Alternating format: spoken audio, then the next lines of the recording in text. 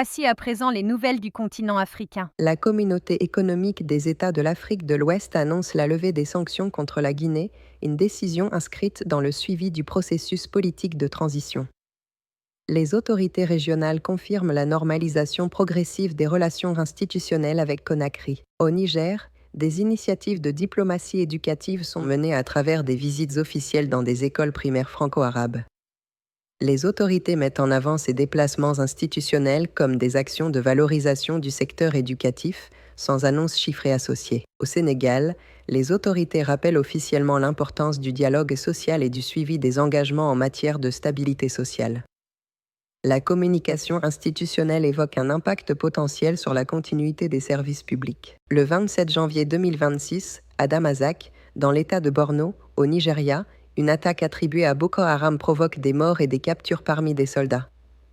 Les autorités nigérianes annoncent immédiatement le lancement d'opérations de recherche dans la zone concernée. En Ouganda, la police annonce l'arrestation de plusieurs suspects après le meurtre d'un policier. Des armes sont saisies lors des opérations, tandis que les investigations se poursuivent. En Éthiopie, les forces de sécurité annoncent le démantèlement d'un réseau de traite de migrants à l'issue d'opérations de police. Des arrestations sont confirmées par les autorités. Au Kenya, une extension d'une base militaire américaine est annoncée par les autorités concernées. Le projet est présenté comme s'inscrivant dans le cadre de la coopération sécuritaire bilatérale. Au Niger, des incidents armés sont signalés autour de Niamey, évoluant d'alertes initiales non attribuées vers des attaques visant des positions militaires.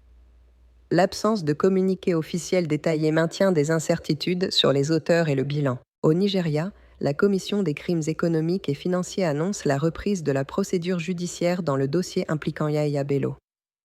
Les autorités communiquent sur la poursuite institutionnelle du dossier, sans détail sur les étapes à venir. Au Kenya, la Commission nationale des droits humains publie des accusations de violences policières. L'institution appelle les autorités à examiner les faits signalés. En République démocratique du Congo, dans la province du Congo central, une démarche judiciaire vise à obtenir l'autorisation de poursuite contre un gouverneur dans un dossier présenté comme lié à des détournements présumés. Les décisions à venir relèvent de l'autorité judiciaire. Le 29 janvier 2026, la Banque centrale sud-africaine publie une décision de politique monétaire suivie par les marchés financiers. L'annonce intervient dans un contexte de débat sur l'inflation et le coût du crédit. Au Nigeria, des organisations médicales évoquent une possible grève des médecins liée aux conditions de travail et aux engagements des autorités sanitaires. Aucune date de déclenchement n'est communiquée à ce stade. En Ouganda, des inondations locales provoquent des perturbations dans certaines zones du pays.